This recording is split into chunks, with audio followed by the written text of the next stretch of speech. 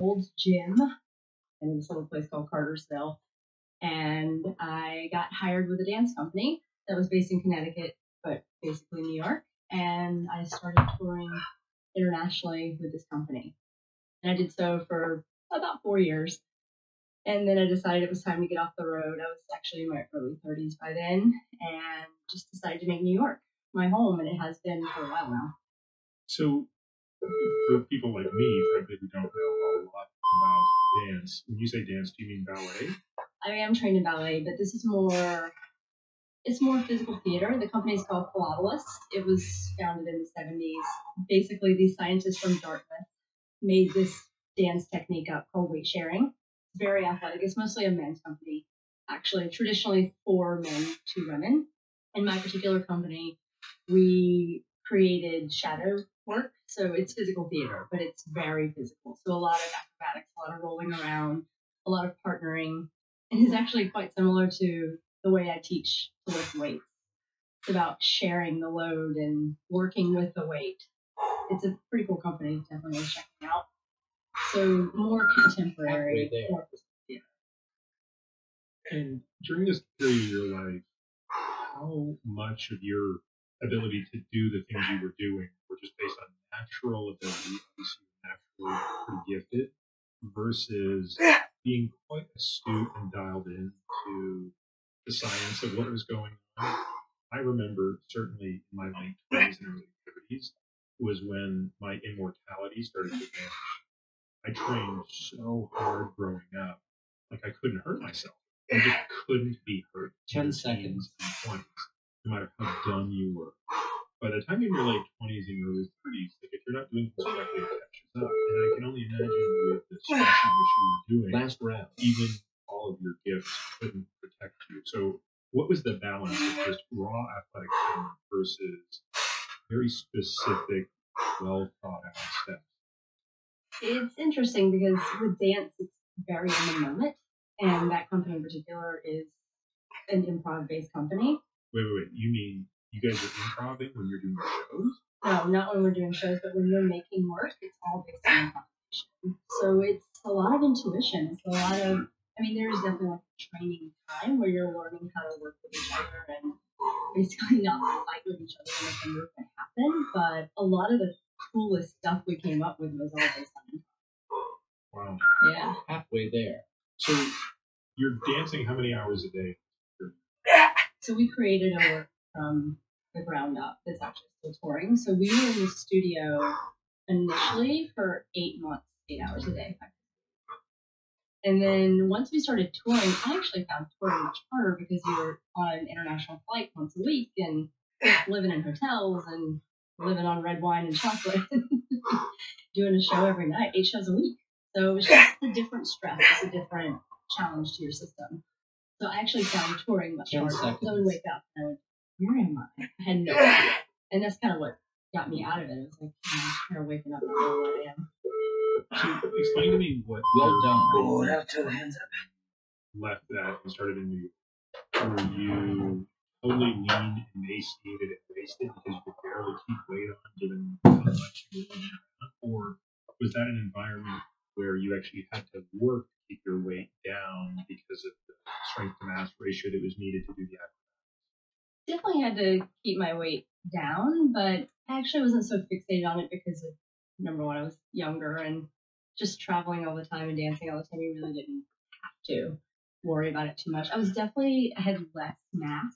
I was pretty skinny by the time I finished touring. No butt, no legs. Definitely stronger than aesthetically than most dancers would look like, but pretty skinny compared to what I am now. Yeah. So you get to New York, do you have a sense of what you want to do other than that? Not a clue. I was basically like, oh, maybe I'll try the Broadway thing. I did a couple of auditions, like, this is definitely not for me. And I actually did a pretty intensive yoga teacher training. It was like a month long, 8 hours a day, 5 days a week, very similar to what I'd come from, and started looking for training jobs. Because before I started touring, I actually had a quite successful business in Atlanta, training and teaching group fitness. And it just kind of seemed like the natural fit to go back to that, but I wasn't content with the regular gym setting. So I was definitely looking for something.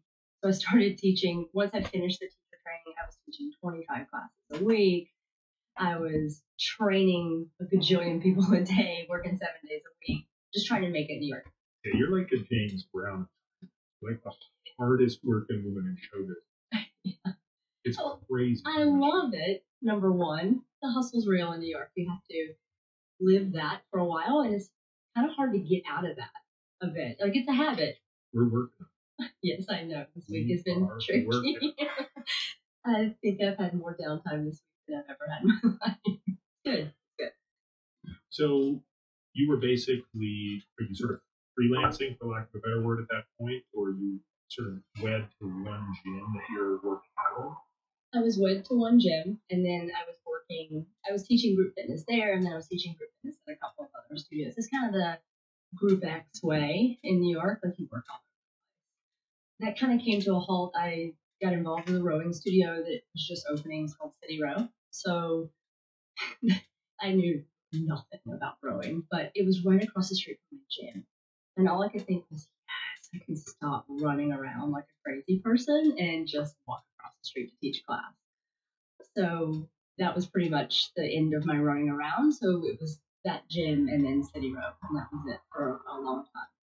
All right. So at that point in time, what is your philosophy? How are you dividing your gym time? You've got obviously these group fitness classes. I assume that's what people now see in Orange Theory Fitness or Gary's Boot Camp. And then how much of your gym time is that versus one-on-one with a person strength training? I was probably doing 8, 9 sessions a day privately, and then teaching 1 to 2 classes. Okay. So what was your, as far as the private stuff, what was your philosophy at that point? Where were you? What was your North Star? How did you guide halfway there? Basically, do no harm. Just try to keep people as safe as possible and make it as pretty as possible. Try not to load people too much and just keep them safe. What was your knowledge base? Just general strength and conditioning. I went to Exos, which is a center they usually train a lot of professional athletes. They do a lot of combine training. I did all of their memberships actually. So basically, it turned into like basic movement prep, a lift, and then some sort of energy systems development work. Pretty basic, and just trying to keep people as safe as possible. When I think back on my sort of strength training career, is not the word I'm looking for, just trajectory is the right word. I'm amazed we don't get more hurt with how unstructured it is and we're not facts, that and overhead press. These are halfway there. Frankly, speak to the resilience of our species that we just pretty much always do these things biometrically incorrect, and then we load ourselves repetitively. For the most part, people kind of limp through it. So, what percentage of the person you become today were you? 10 seconds. Okay, so, which is probably still pretty good. Yeah. Everyone got strong enough, and no one really got hurt. Yeah.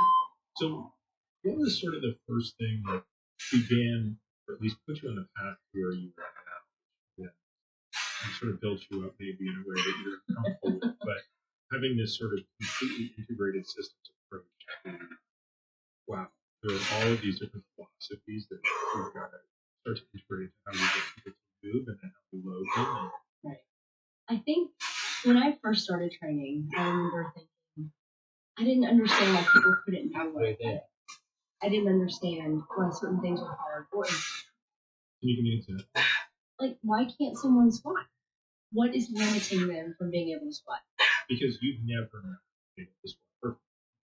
Not that I've never been able to squat perfectly, but I've always been very movable and good balance 10 and seconds. relatively strong. And I just didn't understand, and I wanted to understand what was limiting someone. So I would see all these accommodations and compensations happening and things that were just impossible and learning issues. Like, why can't that person learn what I'm telling them to do? And my kind of frustration, not with them, with me not being able to help them, led me just to really diving into a lot of information. So I actually left the gym that I was at and I went to another gym which was more like a true strength and conditioning setup. The gym I was at prior was more like a spa setup. I wanted to learn more about lifting. I wanted to learn more about Olympic lifting, powerlifting. Had you done any powerlifting yourself before?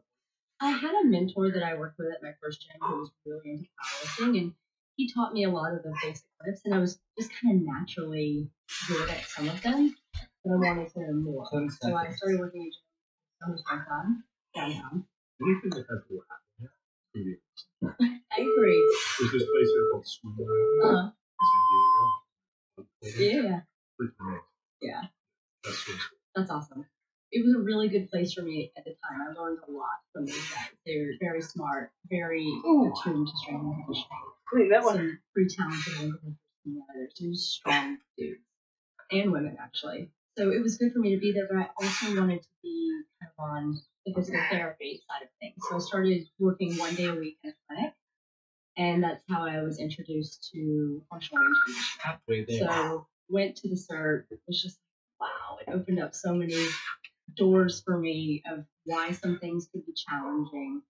How if we don't have a lot of perception and awareness of where our body can go in space, motor control, that it won't go there.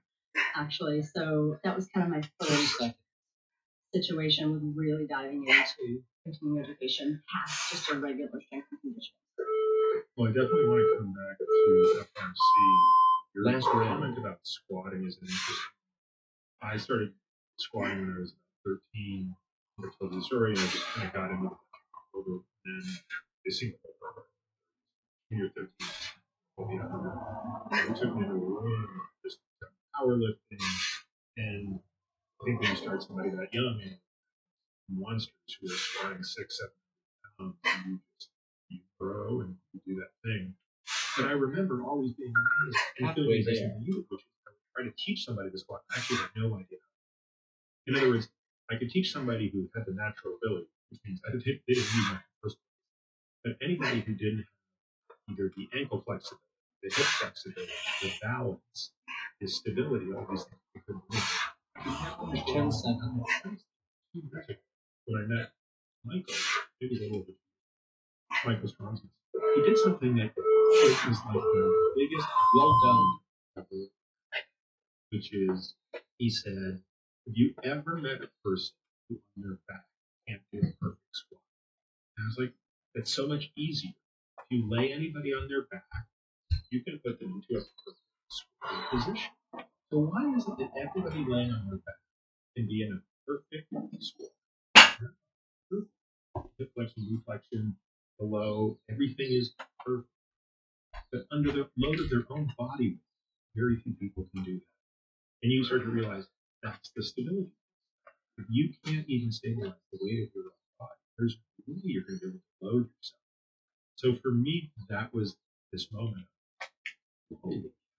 There's a whole world I never considered. So what was the first thing you saw in FRC? Which maybe we should take a step back and explain what FRC is after you maybe explain the first thing you saw. I want to spend some time understanding this because it's one of the many systems we have to do. I think the biggest thing was you can't go where you don't know. So if you're working on in-range joint control, explain what that. So we like to live life in our mid-range, so it's very comfortable there. We're very used to being there. But if you think of overhead flexion, your in-range would be way back here, but you probably have more than that, depending on a lot of situations. But if you're so used to going just here over and over and over again, and you're really able to go here, this is the area you don't know, the area you can't control. And the whole thing is control yourself. So it was interesting to you don't think about if you don't use it, you lose it. Our brain, our central nervous system is quite a lazy one. And if you don't kind of remind yourself where your in ranges are, you'll stop going there. Digress for a moment to tell a story about the first time you exposed me to it. Do you know which story I'm going to tell? I have no idea. He was doing a tricep kickback and running. And with how many pounds? Well, you went to the dumbbell rack and you got 5-pound dumbbell. I remember you walking back to me, and I was thinking, I wonder what she's going to do with that, other than like I Hold the literally, door open. yeah, like I wouldn't even hold the door. Like, what could you possibly be doing with a 5-pound dumbbell? And then you had me get down on my hands and knees, and maybe we'll even demonstrate this exercise afterwards because this podcast will be accompanied by a great video. But you had me do basically what amounted to a tricep kickback, but at end range. So full shoulder extension, accompanied with scapular retraction, compression. Yeah. And I think I got to 7 reps before my triceps seized and I couldn't do anything. Right. I just couldn't imagine that muscle, which ostensibly is strong in its mid-range, Oh yeah. could be so weak and deconditioned at its end. Right. I mean, you have to think your maximum stretch on the opposite side, and you're having to control that length with the regressive side, the opposite side, and it's your weakest at your in range. So just show people the position I'm in for that. Explain all the terms you just said. So we talked about scapular position. So you've got retraction, and then depression, shoulder extension, and then you're adding load onto that with elbow extension. Yeah. And again, with 5 pounds. With 5 pounds. So most people, I do that body weight first, and they're like, so I should feel pretty good about myself. Yes, totally, 1,000%. I was so annoyed by that. And then the next day, I just went to the 8 pounds. And you were like, you're such an idiot. Now you're doing it incorrectly. Right, because when you're working in range, you have to actually hold in range. If it drops out of it, then you've lost it. And to really get in touch with the mechanoreceptors, it has to be on in range. It's a stimulus that your brain wants. It won't fire to it. It won't pay attention to it unless you're actually on in range.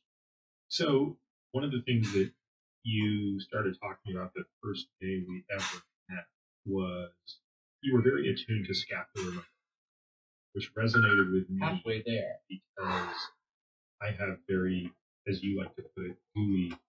I just have the gooeyest scapula. That's the plural word for it. When did you start to recognize the importance of that scapular girdle? Because again, I don't think a lot of people walk around thinking about this and thinking about the pathology that results when a person can't control it. Well, the cool thing about your scaps is they're super movable, and they sit right on the back of the ribcage, and they kind of guide where your shoulders should go, and they guide where your ribcage should go. So when you are in scapular protraction, So show people what protraction would be a reach, which we're all made to do. So we have these beautiful rounded ribs at the back. You have these triangular bones that sit over them, and as you said, they should glide up. Yeah. But when you get that good reach, you get a nice retraction of the rib cage, which allows air to go into the back of your rib cage, which that relationship for hours. But it gives you more of it helps with breathing. It gives you more of a 3-dimensional, can assist with the position in particular, breathing exercise, I should say.